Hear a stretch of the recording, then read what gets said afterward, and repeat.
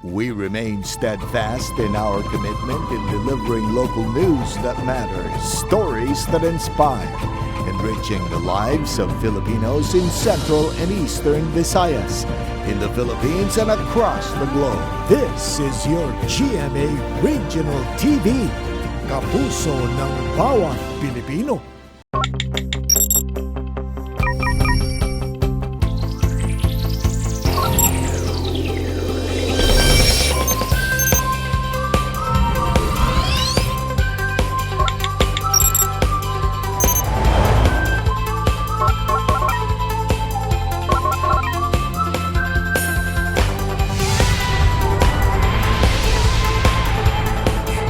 Kini ang GMA Regional TV Live. Beautiful og blissful morning kanatong tanan kapuso. Welcome sa GMA Regional TV Live nga inyong makita matag Lunes hangtod sa Biyernes gikan sa alas 8 sa buntag. We wish everyone happy og healthy morning labi na sa atong tanan nga mga suki matag buntag. Maayong buntag kanimo kapusong partner Cecil. Maayong buntag kapusong Nico and maayong buntag usab sa ato ang mga kapuso nga padayong naka-tune in sa ato ang programa taliwa sa ilahang kabisi ning mga oras. Ug bisan pa man sa ilahang kabisi next no, migahin jud sila og oras nga makauban ta.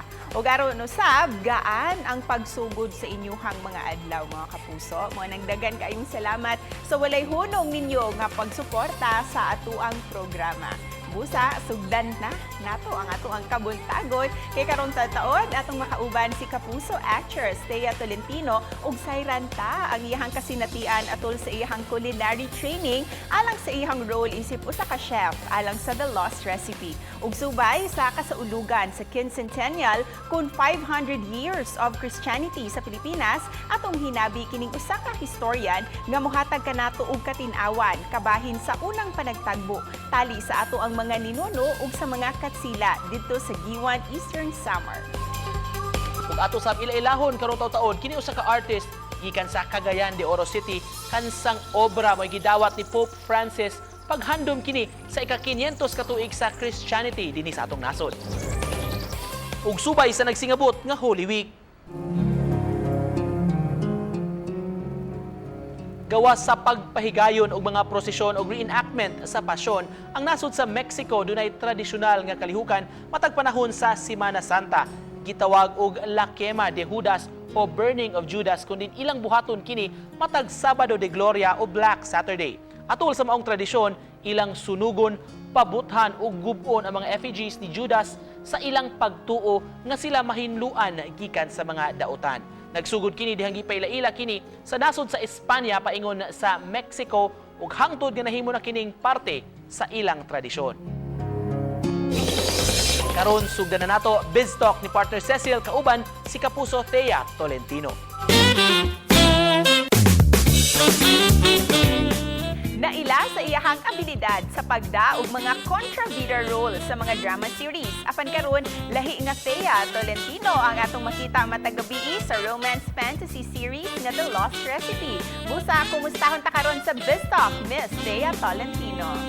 Mayong buntag Thea and welcome back to GMA Regional TV Live. Hello, thank you. Good morning sa lahat. Good morning Thea. Kumusta ka na? Okay naman po. Ito, ngayon nagtatrabaho sila. Ako, rest day ko today. Nice. Kakaibang Thea ang nakikita namin dito sa The Lost Recipe. Kasi, di ba, nalilinya ka talaga sa drama. Kumusta yung transition from heavy drama to romance and fantasy series right now? Sobrang gaan. Sobrang gaan magtrabaho compared to sa mga dati kong roles. Kasi may mga times talaga dati na the whole day ang kukunan, puro iyakan, awayan. Dito, ang mabibigat na eksena is yung nagluluto kami sa kitchen. For sure, marami talaga makaka-relate sa bawat characters. And speaking of characters, you play the character of Chef Ginger. Paano ka napao to take this role bilang isang chef? Ano yung mga nagustuhan mo din sa karakter mo kay Chef Ginger? Ang nagustuhan ko kay Ginger, medyo similarities kami ni Ginger. Si Ginger kasi gusto niyang maabot yung pangarap niya, and gusto niyang mapasaya yung family niya, and of course, magawa yung gusto niya for herself. And yun yung nafe-feel ko din ngayon. I want to make my family happy and at the same time, make myself happy by doing things that I love. And itong si Chef Ginger ang pinaka-toned down. Actually, si Chef Ginger, hindi siya talaga kontrabida. Yes. As in, ano lang siya, may mga bagay lang siya talaga na tinatry i-achieve dahil gusto niyang maging masaya ang mami niya with the results that she can give. And Thea, bilang produkto ka ng Protégé, ang talent search competition dito sa GMA, if you can go back in time, gaya ng series nyo dito sa The Lost Recipe, ano yung gusto mong balikan na moment doon sa Protégé at bakit? Lahat.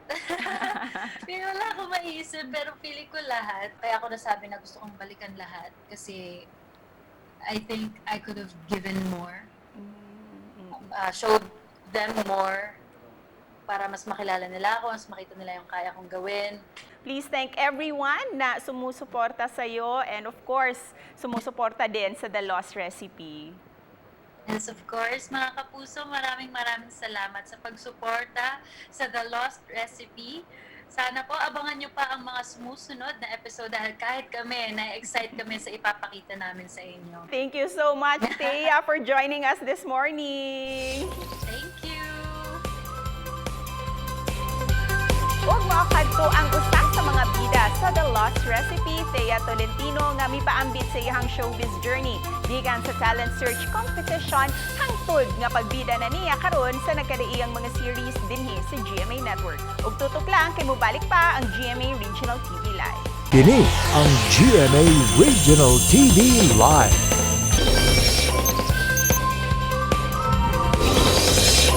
Balik ta mga kapuso sa GMA Regional TV Live karong buntaga. Hisgutan ta kining ika-500 katuig sa pag-abot sa Kristyanismo dinhi sa Pilipinas. Karong buntaga, pakisayran taon sa may papel nga gi-establishar sa Eastern Visayas sa nagkadiang mga lugar dito nining pag-abot sa mga Kastila dinhi sa ato. Kini atong pakisayran og tukion karong buntaga mga kapuso kay makauban ta historian si Dr. George Emmanuel Borinaga. Good morning, sir. Morning, Sir Nico. May buntag sa atong mga viewers. Daghan kayong salamat, sir, sa pag-uban kanamo karong buntaga gikan diha sa Giwan, Eastern Samar. Sir, usa ang dakong papel sa Eastern Visayas kung ang tuig 1521 atong hisgutan with which gitimaan nato karon ang 500th year karong tuiga. Ang sa Eastern Samar, Sir Nick, kay nadiri ang Kumunhon o ang Limasawa. So, diya ang first nga mga stopover nila Magellan katong March 1521 before sila ni padayon diha sa Sugbo. So ila tong unang nakitaan ang kaning area diri sa Samar March 16, 1521 pero pagkaugma pa sila ni landing. So nag-anchor sila dito sa may Suluan Island at magtungod sa isla. Pero nangita sila og marag nindot nga kalandingan nya mao ang Kumunhon dito sila nilanding kanya nangita sila ainom tubig og makaon and nakakita sila og wild boar bitaw og mga springs food nga makakuha sila og tubig og uban pa nga mga nourish nila kay pila naman sila kaadlaw nga marag naglisod sa pagkaon. How will you differentiate, sir, kini mga panghitabo 1521 dinhi sa Sugbo o sa Eastern Samar o sa Southern Leyte Pananglit kay tuni mga pangutana kon ditong mga lugar ba kuno diha sa Eastern Visayas mas welcoming ba kuno sa mga foreigners ang mga lumad? Para na po sir kay pareha raman nga welcoming sila kay di ba ang bisig si Humabon diha sa Sugbo kay welcoming po sila. Only nga katong pag nanghilabot sa Magellan nga iyan natong gisaaran si Humabon nga imong siyang hari sa katong mga uban pa nga mga dato diha dapit. So diha nato marig nagka-problema ang ilang relations with the natives. Labi na nga katong ilan ang attack ang katong dito sa open nga area. Para nimo sir isip usa ka historian unsay importansya ni atong year-long celebration sa quincentennial? Unsay relevance niini sa day-to-day life sa mga Pinoy? So para sa mga Pinoy, importante gud kayo ni kay mao gid ni naka-shape kung kinsa ta karon. So dili ta makatawag sa atong kaugalingon nga Pinoy o Kristiyano kung wala ta naabot si Magellan nga dala nila ang Santo Niño. Mamahimo ba Doc George nga hatagan minimo og mga kamay mga facts, mga tidbits nga wa na sayran sa kadaghanan natong mga Pinoy nining tuig 1521 mga panghitabo kaniadto? Usa nga naa na tay religion kaniadtong panahon. So in fact ang humunon nga gilandingan nilang Magellan kay gi-consider to siya sa kasagrado nga isla. Ang second is importante kayo nila ang kanang pamilya. Pamilya na atong tawag karon, mag-borrowed na siya from Spanish. In the case of the Magellan expedition, posible to nga gi-welcome to sila in Umunon kay because of this folk belief sa una nga natoy mga kaliwat nila nga ni padagat o nya wa sila balita kuno nya kalitra ni balik motoy na record nga mga storya or mga folklore sa mga kaniadtong Bisaya. Doc George, on another note, why is it important nga magtuon ta about history o para ninyo how do we make it more appealing o relatable sa mga younger generations? Importante ang history kay mas makasabot ta kung asa tagikan o asa tapado. I guess that's the most basic nga relevance of history. Maka-guide siya sa atong life. Instead of mga tubag kay kung pangutana ang imong i-highlight nga nabitang maka-shape sa ilang sense of wonder nga ibulong sila nga kang ingato to at the time. So kung inganang approach nga magsige na sila pangutana nya sila na mangita og tubag imbis ngayon mo silang tagaan og mga tubag so, mas ma-appealing na siguro na ang history. And to cap this off, Doc George, sa mensahe nimo sa ato mga viewers karong buntaga, labi na ning espesyal nga tuig alang kanatong tanan nga mga Pilipino. Hopefully mo participate mo bisag through social media lang, di ba na tas pandemya karon a lot of these events are covered live. So na-engage ang National Quincentennial Committee, gihimo nilang online and hopefully this can help give us an appreciation sa atong history. Labi na diri sa Visayas nga naagud tay daghan pa nga history nga makatunan. Daghan kayong salamat sir sa imong pag-uban kanamo karong buntaga mga kapuso gikan sa Eastern Samar historian si Dr. George Emmanuel Borinaga. Salamat sir. Daghang salamat sir Nico. Mayong buntag. Thank you so much. Ubalik pa mi mga kapuso, tutok lang. Kini ang GMA Regional TV Live.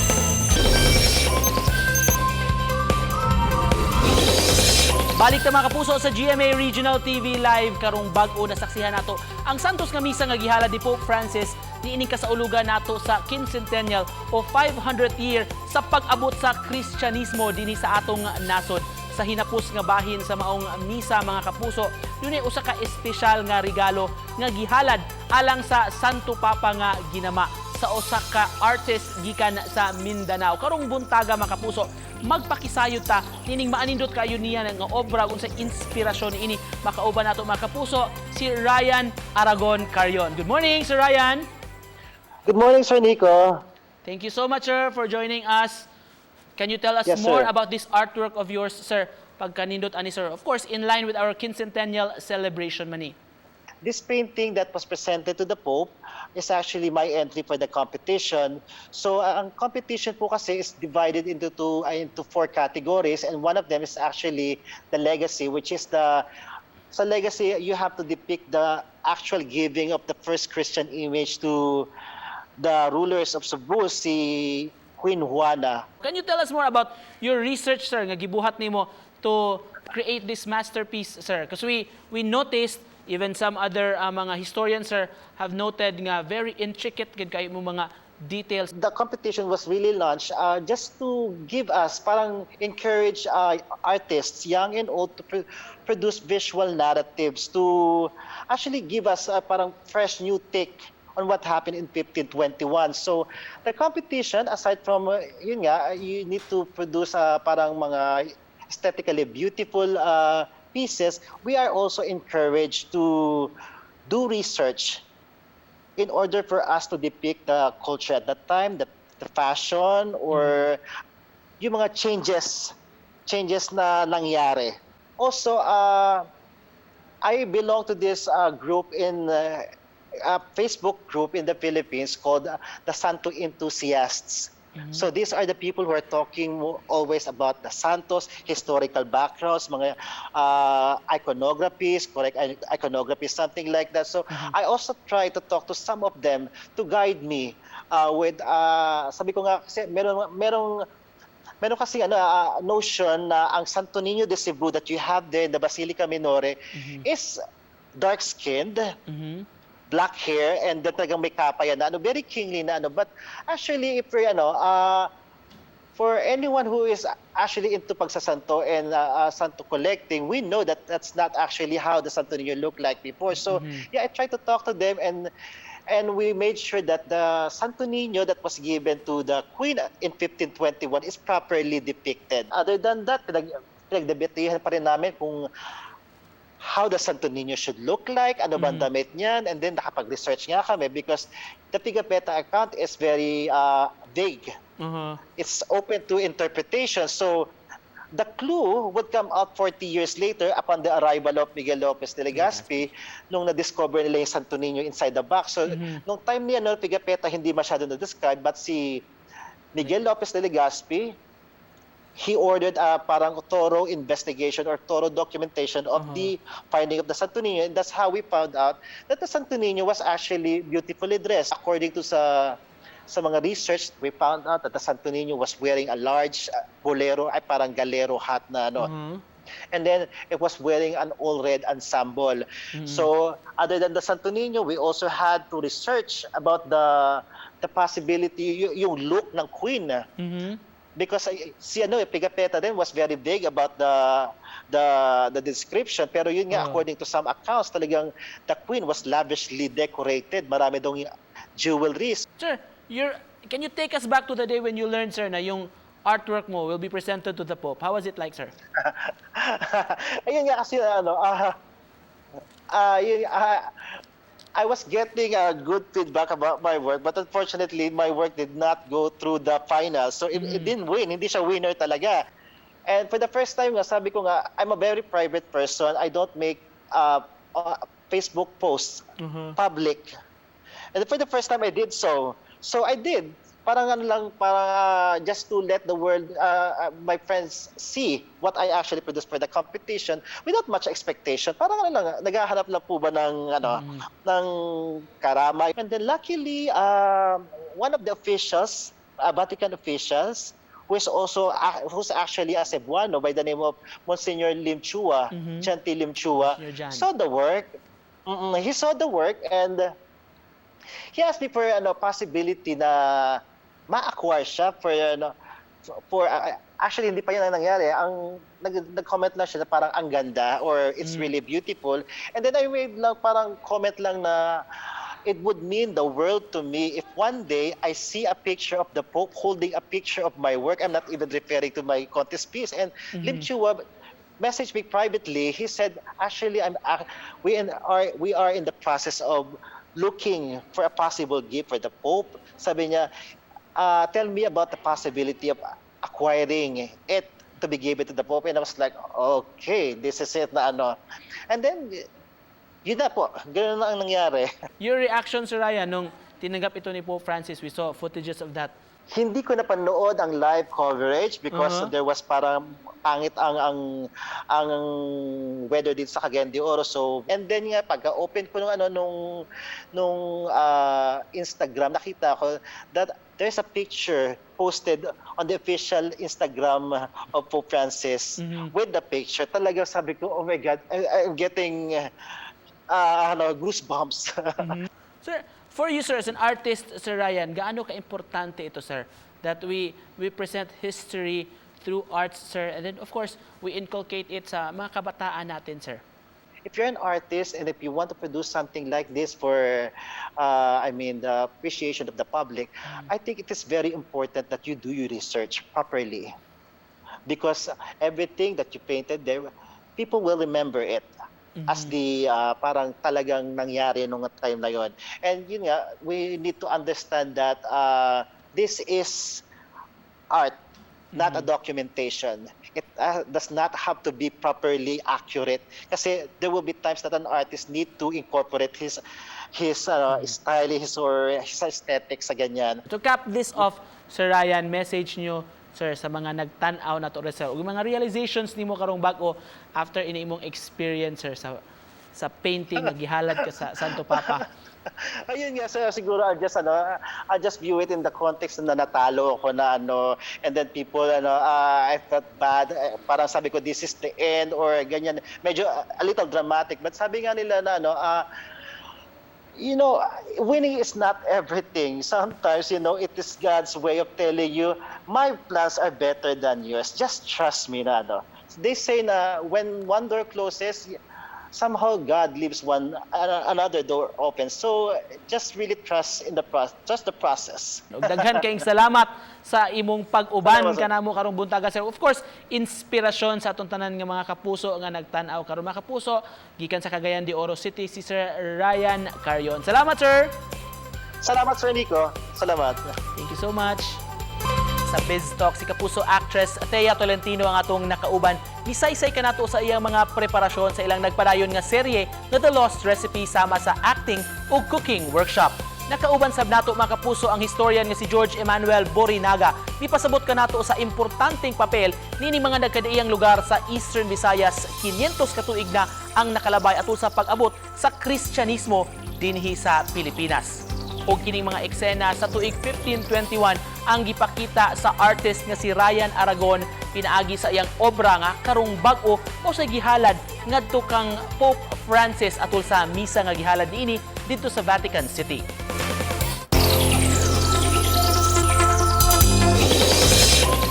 $500 years still quincentennial, significant kayo para natong mga Pinoy, no? Oo, and it should be celebrated, no?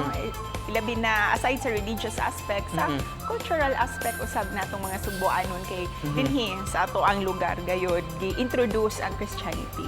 Ug nindot nga ato sa ding mapaambit gid ang interest sa mga kabataan unta nga engganyo sila sa pagkapton sa history, di ba sila? Gani, we have a very colorful history, mga kapuso. Busa haom kaayo kining among ibilin nga pabaon alang kaninyo. History cannot give us a program for our future, but it can give us a fuller understanding of ourselves and of our common humanity so that we can better face the future. By Robert Ken Warren, usa ka American poet. Sa mga gusto nga po preview pagbalik ni mong episode and more, please visit our official website sa www.gmaregionaltv.com. Pwede sa kapuso sa mong official YouTube channel GMA Regional TV, makita din sa ubos. Please click subscribe. Daghan kayong salamat sa laing adlaw sa atong pagpanag-uban. Thank you for joining us this morning, mga kapuso. Nang hinaot kami nga matagbuntag kita gihapon ang magkuyog dinhilang sa GMA Regional TV Live. That in all things, God may be glorified. Stay at home, stay healthy, keep safe, kapuso.